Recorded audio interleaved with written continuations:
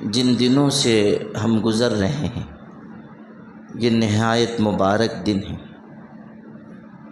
ذی الحجہ اسلامی سال کا آخری مہینہ ہے، اسی پر سال مکمل ہو جاتا ہے۔ علماء نے یہ بات لکھی ہے کہ رمضان المبارک کے بعد پورے سال میں ان 10 دنوں سے زیادہ بابرکت اور فضیلت والے دن نہیں ہیں۔ ذی الحجہ کے یہ شروع کے جو 10 دن ہیں پورے سال میں برکت والے، فضیلت والے، نہایت اہمیت والے دن ہیں۔ نبی کریم صلی اللہ علیہ وسلم نے ان دنوں کو افضل ایام بتایا ہے، یعنی دنوں میں بہترین دن ہیں۔ ان میں عمل کی فضیلت بہت بڑھی ہوئی ہے۔ نبی کریم صلی اللہ علیہ وسلم نے تو یہاں تک فرمایا کہ ان دنوں میں کیا جانے والا عمل اللہ کو سب سے زیادہ محبوب ہے،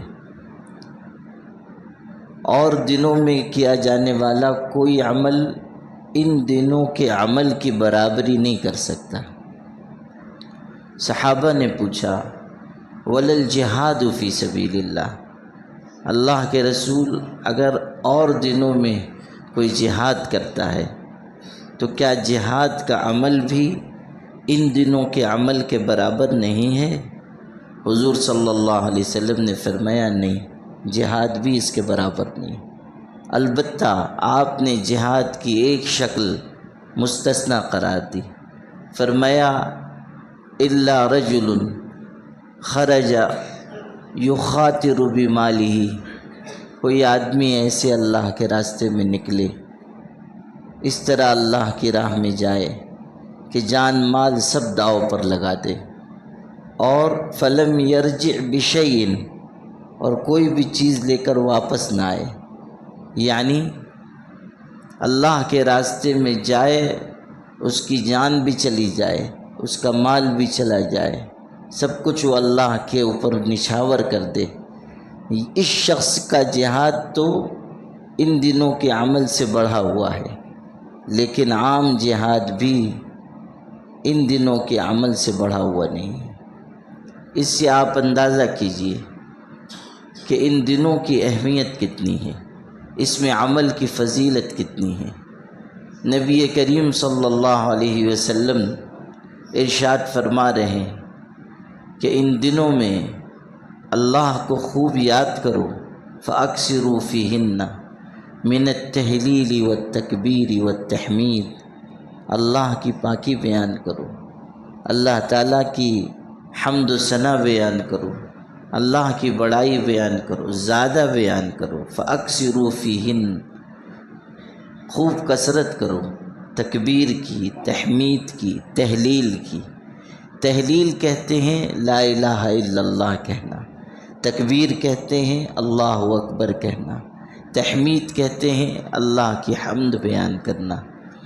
اور ان تینوں کا مجموعہ وہ کلمات ہیں جو نبی کریم صلی اللہ علیہ وسلم نے ہم کو سکھائے کہ یوں کہو اللہ اکبر، لا الہ الا اللہ، واللہ اکبر وللہ الحمد۔ اس میں تینوں چیزیں جمع ہیں، لا الہ الا اللہ بھی ہے، اللہ کی بڑائی بھی ہے، اور اللہ تعالیٰ کی تکبیر اور تحمید بھی ہے۔ تینوں چیزوں کو نبی کریم صلی اللہ علیہ وسلم نے ان کلمات میں جمع فرما دیا۔ قرآن مجید کی آیت میں نے شروع میں پڑھی، اللہ تعالیٰ ارشاد فرما رہا ہے صبح کی قسم، والفجر، صبح کی قسم، ولیال عشر، اور 10 راتوں کی قسم۔ حضرت عبداللہ ابن عباس رضی اللہ عنہما قرآن مجید کے سب سے بڑے مفسر ہیں، بیان کرتے ہیں کہ ان 10 راتوں سے جن کی قسم اللہ نے کھائی ہے یہی ذی الحجہ کی 10 راتیں مراد ہیں۔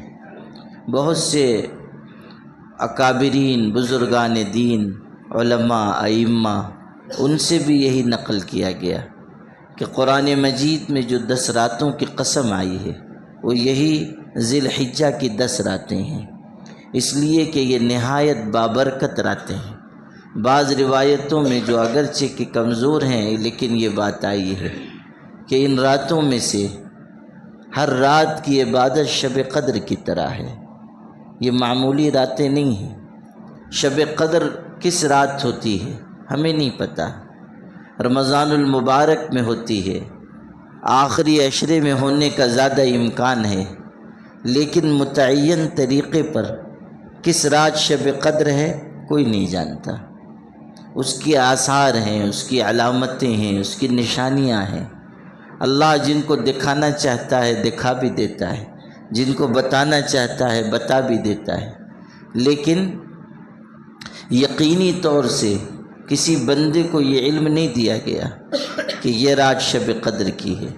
نبی کریم صلی اللہ علیہ وسلم کو شب قدر بتا دی گئی تھی کہ فلاں رات کو شب قدر ہوتی ہے۔ آپ نکلے کہ شب قدر کے بارے میں لوگوں کو خبر دے دیں۔ 2 لوگ لڑ رہے تھے، آپس میں جھگڑا کر رہے تھے، ان کے جھگڑے کی نحوست کی وجہ سے شب قدر کا علم اٹھا لیا گیا۔ اس سے اندازہ کیجئے کہ آپس کا جھگڑا، آپس کی لڑائی کیسی منحوس چیز ہے، اس کی وجہ سے کتنا بڑا نقصان ہوا۔ شب قدر کی تعیین کا علم اٹھا لیا گیا۔ حضور صلی اللہ علیہ وسلم کو جو چیز بتائی گئی تھی وہ واپس لے لی گئی۔ آپ نے پھر ارشاد فرمایا کہ اس کو رمضان کے آخری عشرے میں تلاش کرو۔ آپ نے خود شب قدر کی تلاش میں اعتکاف فرمایا، پہلے عشرے کا اعتکاف کیا، پھر دوسرے عشرے کا اعتکاف کیا، اور آپ نے عشرے کے ختم پر ارشاد فرمایا کہ مجھے شب قدر نہیں ملی، پھر دوسرے عشرے میں بھی فرمایا مجھے شب قدر نہیں ملی۔ آپ کے ساتھ صحابہ بھی اعتکاف میں تھے، بہت سے صحابہ نے آپ کے ساتھ اعتکاف کیا تھا۔ آپ اپنے خیمے میں تھے، مسجد میں حضور صلی اللہ علیہ وسلم کے لیے خیمہ لگایا گیا تھا، صحابہ بھی اپنے اپنے خیموں میں تھے، مسجد میں ان کے بھی خیمے لگے ہوئے تھے۔ تو آپ نے خیمے سے سر نکالا، ارشاد فرمایا کہ شب قدر نہیں ملی، میں دوسرے عشرے کا بھی اعتکاف کر رہا ہوں، تم بھی کرو۔ چنانچہ صحابہ نے دوسرے عشرے کا بھی اعتکاف کیا، اس میں بھی شب قدر نہیں ملی۔ پھر تیسرے عشرے کا آپ نے اعتکاف کیا، اس میں شب قدر آپ کو میسر آئی۔ کہنے کی بات یہ ہے، آپ کو جو چیز بتانی تھی وہ یہ ہے کہ شب قدر کا یقینی علم آج ہم کو نہیں ہے، لیکن یہ راتیں شب قدر کی عبادت کی طرح ان راتوں کی عبادت ہے، یہ روایت میں آیا ہے۔ یہ راتیں تو متعین ہیں، ان راتوں کی فضیلت ہم کو معلوم ہے۔ اللہ قرآن میں ان راتوں کی قسم کھا رہا ہے۔ اللہ تعالیٰ نے قرآن مجید میں جن چیزوں کی قسم کھائی ہے اس کا مقصد یہی ہے کہ ان کی عظمت اور اہمیت بتائی جائے۔ اللہ کو قسم کھانے کی کوئی ضرورت نہیں ہے، قسم وہ کھاتا ہے جس کو اپنی بات کا یقین دلانا ہو۔ اللہ کی بات تو یقینی ہے، اسے کی کوئی ضرورت نہیں ہے کہ وہ لوگوں کو قسم کھا کر یقین دلائے کہ یہ بات سچی ہے۔ اگر اللہ نے اپنی مخلوقات میں سے، اپنی بنائی ہوئی چیزوں میں سے کسی کی قسم کھائی ہے تو اس کا مقصد یہ ہے کہ لوگوں کے دل میں اس کی اہمیت پیدا ہو، لوگ سمجھیں کہ یہ چیز بہت بڑی، بہت اونچی، بہت عظمت والی، بہت اہمیت والی ہوگی، تبھی تو اللہ نے قسم کھائی ہے۔ اللہ قسم کھا رہا ہے وَلَيَالٍ عَشْرٍ، 10 راتوں کی قسم، اور وہ 10 راتیں یہی ذی الحجہ کی 10 راتیں ہیں۔ قرآن میں آیا یذکر اسم اللہ فی ایام معلومات، لوگ اللہ کو یاد کریں جانے بوجھے ہوئے دنوں میں، معلومات ان دنوں میں جو معلوم ہیں، فی ایام معلومات جانے بوجھے دنوں میں جن کا علم ان کو ہے، ان دنوں میں یذکر اسم اللہ فی ایام معلومات۔ دوسری جگہ آیا ہے فی ایام معدودات، ایام معدودات، گنے چنے دنوں میں اللہ کو یاد کرے۔ دو قسم کے الفاظ ہیں، دھیان سے آپ سنیں گے تو سمجھ میں آئے گی بات۔ ایک جگہ ہے ایام معلومات، جانے بوجھے دنوں میں، ایک جگہ ہے ایام معدودات، ایسے دن جو گنے چنے ہیں، تھوڑے سے ہیں۔ علماء نے لکھا ہے کہ جانے بوجھے ہوئے دنوں میں اللہ کا ذکر کرنا، یہ 10 دنوں میں اللہ کا ذکر کرنا ہے، اس لیے کہ یہ دن معلوم ہیں کہ بہت فضیلت والے ہیں، بہت برکت والے ہیں، بہت اہمیت والے ہیں، تو ان دنوں میں اللہ کا ذکر کرو۔ اور گنے چنے چند دن، فی ایام معدودات، گنے چنے چند دن، اس سے مراد ایام تشریق ہیں، وہ دن جن میں تکبیر پڑھی جاتی ہے، 9 ذی الحجہ سے لے کر 13 ذی الحجہ تک، یہ جو دن ہیں جو ایام تشریق کہلا رہے ہیں، آپ ان دنوں میں تکبیر تشریق کہتے ہیں، اللہ اکبر اللہ اکبر لا الہ الا اللہ واللہ اکبر اللہ اکبر وللہ الحمد۔ تو گنے چنے دن یہ ہیں، اور معلوم دن یہ پورے 10 دن ہیں، اور ان 10 دنوں میں اللہ تعالیٰ نے روزہ رکھنے کی بھی فضیلت مقرر فرمائی ہے۔ اللہ تعالیٰ کی شان ہے کہ اللہ جب چاہتا ہے کسی دن کے عمل کی فضیلت بڑھا دیتا ہے، کسی رات کی عبادت کا اجر بڑھا دیتا ہے۔ اللہ نے ان 10 دنوں اور 10 راتوں کی عبادت کا اجر بڑھا دیا، ان دنوں میں روزہ رکھنے کی فضیلت بڑھا دی۔ روایت میں آیا ہے کہ جو ان دنوں میں روزہ رکھے گا، ایک دن کا روزہ 1 سال کے گناہ کا کفارہ ہے، 1 سال کے گناہ مٹ جائیں گے ایک دن کا روزہ۔ اور 9 ذی الحجہ کا روزہ، یعنی یہ 8 دن جو شروع کے ہیں ان کے روزے کی فضیلت الگ ہے، اور 9 ذی الحجہ چونکہ وہ نہایت بابرکت دن ہے، نہایت عظمت والا دن ہے، وہ اللہ تعالیٰ کی طرف سے رحمت اور مغفرت کی تقسیم کا دن ہے۔ وہ ایسا دن ہے کہ جس میں اللہ تعالیٰ خود اپنے بندوں کی طرف متوجہ ہوتا ہے۔ حدیث کے الفاظ ہیں اللہ اتر آتا ہے، یعنی اس کی رحمت خاص متوجہ ہوتی ہے، اور پھر اللہ تعالیٰ عرفات میں موجود سارے لوگوں کی مغفرت کا اعلان فرماتا ہے۔ شیطان اپنے سر پر خاک ڈالتا ہوا بھاگتا ہے، افسوس کرتا ہے، ماتم کرتا ہے کہ میں نے اتنی محنت کی، ان سے گناہ کروائے، ان سے غلطیاں کروائیں، ان سے لغزشیں کروائیں، اور اللہ نے ایک وقت میں ان سب کو معاف کر دیا۔ اللہ نے ایک وقت میں ان سب کی مغفرت کا اعلان کر دیا۔ میری ساری کمائی ختم ہو گئی، میری ساری محنت ضائع چلی گئی، میرا سارا سرمایہ مٹ گیا۔ حدیث میں تو یہاں تک آیا ہے کہ من وقف بعرفۃ اعظم الناس ذما من وقف بعرفۃ وظن ان اللہ لم یغفر له، وہ انسان سب سے بڑا گنہگار ہے جو عرفات کے میدان میں قیام کرتا ہے، پھر یہ گمان کرتا ہے کہ اللہ نے اس کی مغفرت نہیں فرمائی۔ وہ انسان سب سے بڑا گنہگار ہے جو یہ خیال کرے کہ میری مغفرت نہیں ہوئی۔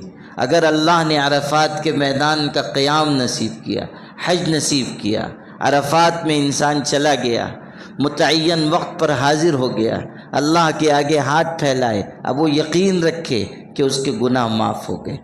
آپ دیکھیں انہی دنوں کا یہ بابرکت عمل ہے، حج بھی انہی دنوں کا عمل ہے، قربانی بھی انہی دنوں کا عمل ہے۔ یہ 2 عظیم الشان عبادتیں انہی دنوں میں انجام دی جاتی ہیں۔ اللہ نے حج بھی اسی میں رکھا، اللہ نے قربانی بھی اسی میں رکھی، اور ارشاد فرمایا حج کے بارے میں، اذن فی الناس بالحج، حج کا اعلان کر دو۔ اور پھر حضور صلی اللہ علیہ وسلم نے حج کی فضیلت بیان کی کہ من حج للہ فلم یرفث ولم یفسق رجع کیوم ولدتہ امہ، جو انسان اللہ کے لیے حج کرتا ہے، اس میں کوئی گناہ کا کام نہیں کرتا، کوئی بے حیائی کی بات نہیں کرتا، وہ اس طرح وہاں سے لوٹ کر آتا ہے گویا کہ آج ہی اس کی ماں نے اس کو جنم دیا ہے، یعنی گناہ سے بالکل پاک صاف ہوتا ہے، معصوم ہوتا ہے۔ یہ حج کی فضیلت بیان ہوئی۔ ارشاد ہوا الحج یہدم ما کان قبلہ، حج اپنے سے پہلے کے سب گناہوں کو منہدم کر دیتا ہے، گرا دیتا ہے۔ حج اپنے سے پہلے کے سب گناہوں کو مٹا دیتا ہے۔ اسلام میں صرف 3 عمل ہیں جن کے بارے میں یہ فضیلت آئی ہے کہ اپنے سے پہلے کے سب اعمال کو وہ ختم کر دیتے ہیں۔ ایک تو خود اسلام لانا۔ اگر کوئی شخص کافر ہے، کتنا ہی بڑا گنہگار ہو، کتنا ہی بڑا مجرم ہو، اسلام لائے گا اس کے سارے پچھلے گناہ معاف ہو جائیں گے۔ دوسرا عمل ہجرت کا ہے، جو ہجرت کرے گا اللہ کے لیے، ہجرت اپنے سے پہلے کے سب گناہوں کو مٹا دے گی۔ تیسرا عمل ہے حج کا، کہ حج اپنے سے پہلے کے سب گناہوں کو مٹا دے گا۔ الحج یہدم ما کان قبلہ۔ آپ اندازہ کیجئے کہ حج کی عبادت بھی انہی مبارک دنوں میں ہے، گناہ معاف کیے جا رہے ہیں۔ عرفہ کے دن اللہ بخشش فرما رہا ہے اور سب کی بخشش کر دی جا رہی ہے۔ اس دن کی دعا کو سب سے افضل دعا قرار دیا گیا۔ حدیث پاک میں ہے افضل الدعاء دعاء عرفہ، کہ عرفہ کی دعا سب سے افضل دعا ہے، سب سے افضل۔ اور پھر آپ نے افضل ترین دعا بھی بتائی، یعنی دعاؤں میں سے افضل دعا۔ ارشاد ہے کہ سب سے افضل دعا جو میں نے یا نبیوں نے مانگی ہیں، حضور صلی اللہ علیہ وسلم فرما رہے ہیں کہ سب سے افضل دعا جو میں نے یا اور انبیاء نے مانگی ہے وہ یہ ہے لا الہ الا اللہ وحدہ لا شریک لہ لہ الملک ولہ الحمد وہو علی کل شیء قدیر۔ یہ سب سے افضل دعا قرار دی گئی۔ حضور صلی اللہ علیہ وسلم فرما رہے ہیں کہ میں نے یا اور نبیوں نے اس سے افضل دعا نہیں مانگی۔ آپ غور کریں کہ یہ جو الفاظ ہیں یہ اللہ کی تعریف کے الفاظ ہیں، ان میں کوئی دعا نہیں ہے، کوئی چیز مانگی نہیں گئی ہے۔ اس میں یہ نہیں ہے کہ میری مغفرت فرما دے، مجھ کو نجات دے دے، مجھ کو قیامت کے دن سرخروئی عطا کر دے، مجھ کو علم دے دے، مجھ کو عمل دے دے۔ کوئی دعا نہیں ہے، صرف اللہ کی تعریف ہے، اللہ کی بڑائی ہے، اللہ کی بزرگی ہے، دعا نہیں ہے۔ لیکن حضور فرما رہے ہیں کہ یہ سب سے افضل دعا ہے۔ غور کیجئے، حضور صلی اللہ علیہ وسلم ارشاد فرما رہے ہیں کہ یہ سب سے افضل دعا ہے، حالانکہ اس میں کوئی چیز مانگی نہیں گئی ہے، صرف اس میں اللہ کی تعریف ہے، صرف اس میں اللہ تعالیٰ کی حمد و ثنا ہے، اس کی بڑائی بیان کی گئی ہے، اس کے لیے حمد و شکر کے الفاظ ہیں لہ الملک ولہ الحمد وہو علی کل شیء قدیر۔ اب غور کیجئے کہ یہ سب سے افضل دعا کیوں ہے؟ حضور صلی اللہ علیہ وسلم نے کیوں فرمایا کہ یہ سب سے افضل دعا ہے؟ وہ اس لیے کہ جب دنیا میں بھی آپ دیکھیں کوئی انسان کسی بادشاہ کے پاس جاتا ہے، کسی امیر کے پاس جاتا ہے، وہاں جا کر وہ اس کی تعریف کرتا ہے، اس کی بڑائی بیان کرتا ہے، آپ ایسے ہیں، آپ ایسے ہیں، آپ سخی ہیں، آپ لوگوں کو دیتے ہیں، آپ نوازتے ہیں۔ تو اس تعریف کا مقصد کیا ہوتا ہے؟ اس تعریف کا مقصد یہ ہوتا ہے کہ وہ انسان کچھ دے، وہ انسان کچھ عطا کرے۔ اسی طرح جب انسان اللہ کی تعریف بیان کرے گا، ان الفاظ میں بیان کرے گا، تو بن مانگے بھی اللہ اس کو عطا فرما دے گا۔ اس لیے اس کو سب سے افضل دعا قرار دیا گیا کہ اللہ کی تعریف تو ہے، اس میں دعا کا کوئی لفظ نہیں ہے، لیکن جب تم اللہ کی حمد بیان کرو گے، اس کی تعریف بیان کرو گے، کہو گے کہ اللہ تیرے علاوہ کوئی عبادت کے لائق نہیں ہے، سب حمد و شکر تیرے لیے ہے اور تو ہر چیز کی قدرت رکھتا ہے، تیرا کوئی شریک نہیں ہے، تو یکتا ہے، تنہا ہے۔ جب انسان ان مبارک کلمات کے ذریعے اللہ کی تعریف بیان کرے گا تو اللہ کہے گا میرے اس بندے کی جو جو ضرورت ہے سب پوری کر دو، میرے اس بندے کی جو جو حاجتیں ہیں اس کو عطا کر دو۔ تو یہ ہے کہ سب سے افضل دعا یہ ہے، اور افضل ترین دعا وہ ہے جو عرفات میں مانگی جاتی ہے۔ یہ بھی سمجھیے کہ ہم حج کے لیے نہیں جا سکے، ہمارے پاس اسباب وسائل نہیں ہیں، ہمارا بلاوا نہیں آیا، ہم نہیں جا سکے، اور جو خوش نصیب تھے وہ چلے گئے، وہ عرفات کے میدان میں حاضر ہوں گے۔ لیکن اللہ تعالیٰ نے دروازہ کھلا رکھا ہے۔ ایسا نہیں ہے کہ اللہ صرف عرفات میں کی جانے والی دعا کو قبول کرے گا۔ آپ یوم عرفہ کے موقع پر یہاں دعا مانگیں گے، اللہ کی طرف رجوع کریں گے، اس کو حوالہ دیں گے کہ اللہ جن کو تو نے بلایا وہ تیرے سامنے عرفات کے میدان میں جمع ہیں، تجھ سے مانگ رہے ہیں، تو ان کو نواز رہا ہے، لیکن تیری نوازش عرفات کے میدان تک محدود نہیں ہے، صرف حاجیوں تک محدود نہیں ہے، تو صرف حاجیوں کا رب بھی نہیں ہے، تو ہمارا بھی رب ہے، ہم کو بھی تو ہی دیتا ہے۔ تیری نوازش کسی ایک علاقے تک نہیں ہے، کسی ایک میدان تک نہیں ہے، کسی ایک جہان تک نہیں ہے، تیری نوازش تو سب جہانوں کے لیے، سب انسانوں کے لیے، سب مخلوق کے لیے، تو سب کو دینے والا ہے۔ اللہ کے سامنے ہاتھ پھیلا کے ہم مانگیں، اللہ عطا کرے گا۔ ایسا نہیں کہ ان کو ملے گا، ہم محروم ہو جائیں گے۔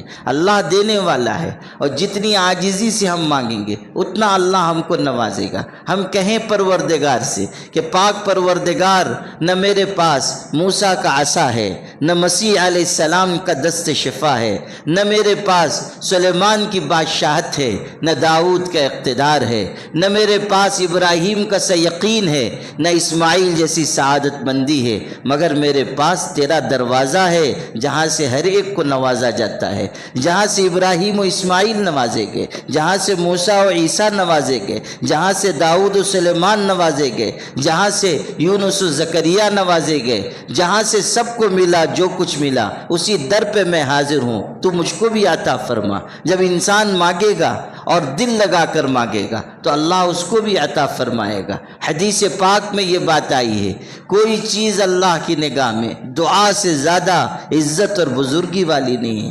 مانگنا بندگی کا تقاضا ہے، دینا خدا تعالیٰ کی خدائی کی شان ہے۔ ہمارے پاس خطا ہی خطا ہے، وہاں عطا ہی عطا ہے۔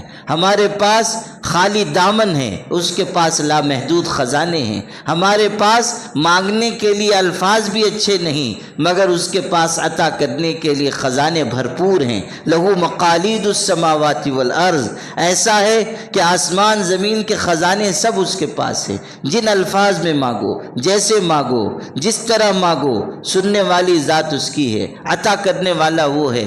حضرت موسیٰ کے قصوں میں ہے کہ حضرت موسیٰ علیہ السلام کہیں سے گزر رہے تھے، دیکھا بکریوں کا چرواہا ہے، جاہل گنوار آدمی ٹوٹے پھوٹے الفاظ میں اللہ سے مانگ رہا ہے، اور اللہ سے ایسی باتیں کہتا ہے جو بظاہر گستاخی کی ہیں۔ کہتا ہے اللہ تو کہاں ہے؟ تو اگر مجھ کو مل جائے گا تو میں تیری خدمت کروں گا، پیر بھی دبا دوں گا، سر میں تیل بھی لگا دوں گا، اور فلاں بھی کر دوں گا، اور فلاں بھی کر دوں گا۔ وہ ان الفاظ میں اپنے اللہ سے مخاطب ہو رہا ہے، اس کو نہیں معلوم اللہ کی عظمت کیا ہے، اس کی شان کیا ہے۔ حضرت موسیٰ میں جلال تھا، انہوں نے سنا، غصہ ہو گئے، کہنے لگے خدا سے ایسے تھوڑی کہا جاتا ہے، اس طرح اللہ تعالیٰ کی شان میں گستاخی تم کر رہے ہو۔ اس کو ڈانٹا، وہ بیچارہ گھبرا کے چپ ہو گیا۔ ادھر اللہ تعالیٰ کی طرف سے حضرت موسیٰ پر وحی آئی، کہا گیا موسیٰ تو نے ہمارے بندے کو ہم سے دور کیوں کر دیا؟ وہ جس طرح بھی مانگے، وہ جن الفاظ میں بھی مانگے، اس کو جو آتا ہے اس کے اعتبار سے مانگے۔ تو برائے وصل کرد نام دی، نئے برائے فصل کرد نام دی۔ حضرت موسیٰ علیہ السلام کے اس واقعے کو مولانا روم نے نظم کیا ہے، اس میں یہ جملہ ہے کہ کہا گیا کہ تو جوڑنے کے لیے آیا ہے، تو ہم سے توڑنے کے لیے تھوڑی آیا ہے۔ تو برائے وصل کرد نام دی، نئے برائے فصل کرد نام دی۔ تو ہم سے جوڑنے کے لیے آیا ہے، ہم سے توڑنے کے لیے تھوڑی آیا ہے، ہم سے دور کرنے کے لیے نہیں آیا ہے۔ تو عطا کرنے والی ذات اللہ کی ہے۔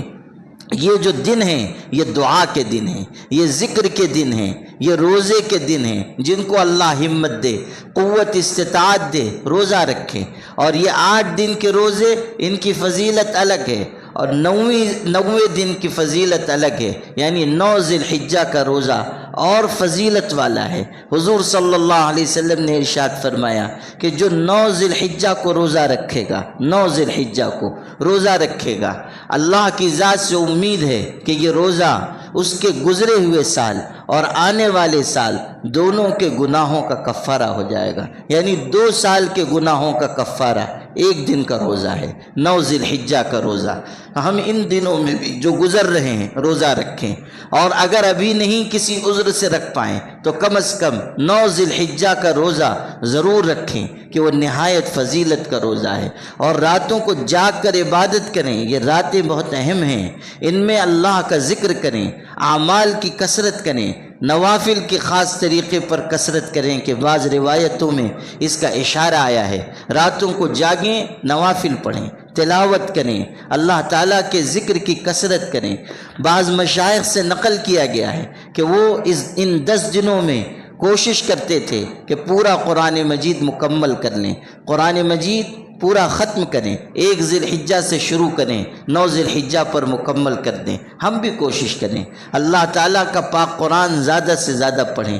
ذکر کی اہمیت ہے، کہا گیا خوب ذکر کرو، اللہ کا ذکر۔ اور صرف یہ نہیں کہ جب تکبیر کے دن شروع ہوں گے 9 ذی الحجہ سے تو بس ہم اس وقت تکبیر پڑھ رہے ہیں، اللہ اکبر اللہ اکبر، نہیں، ابھی بھی ان دنوں میں بھی اللہ کو خوب کثرت سے یاد کرنا ہے۔ لا الہ الا اللہ پڑھ لیجئے، اللہ اکبر پڑھ لیجئے، سبحان اللہ پڑھ لیجئے، الحمدللہ پڑھ لیجئے، جتنا اللہ کو یاد کر سکیں، درود پڑھ سکیں، استغفار کر سکیں، ان میں مشغول ہوئیے۔ کاموں کو کچھ کم کر دیجئے، یہاں وہاں بیٹھنا کچھ کم کر دیجئے، اپنے معمولات کو سمیٹ لیجئے، زیادہ سے زیادہ اللہ تعالیٰ کی یاد میں ان دنوں میں وقت گزاریے کہ یہ نہایت فضیلت والے دن ہیں۔ صدقہ خیرات کیجئے، نبی کریم صلی اللہ علیہ وسلم ارشاد فرما رہے ہیں قیامت کے دن جب کوئی سایہ نہیں ہوگا، اس دن انسان اپنے صدقے کے سائے میں ہوگا، یعنی جو چیز اس نے صدقہ کی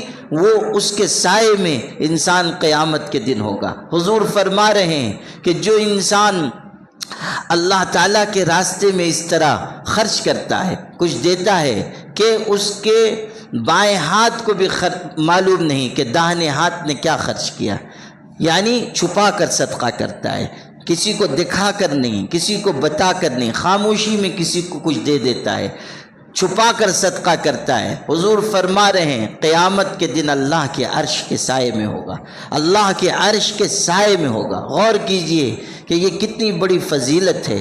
صدقے کے بارے میں آپ پڑھیں کہ یہ بلاؤں کو ٹال دیتا ہے، خدا کے غضب کی آگ کو ٹھنڈا کر دیتا ہے۔ صدقہ ایسی چیز ہے جو انسان سے اللہ کو قریب کر دیتا ہے۔ تو ان دنوں میں اللہ تعالیٰ کی راہ میں زیادہ خرچ کریں، غریبوں مسکینوں کی مدد کریں، قربانی کا فریضہ بھی انجام دیں۔ اللہ تعالیٰ جتنا موقع دے ان دنوں کو اعمال سے لبریز رکھیں اور رات کو جاگ کر عبادت کریں۔ اللہ ہم سب کو عمل کی توفیق عطا فرمائے۔ وآخر دعوانا الحمدللہ۔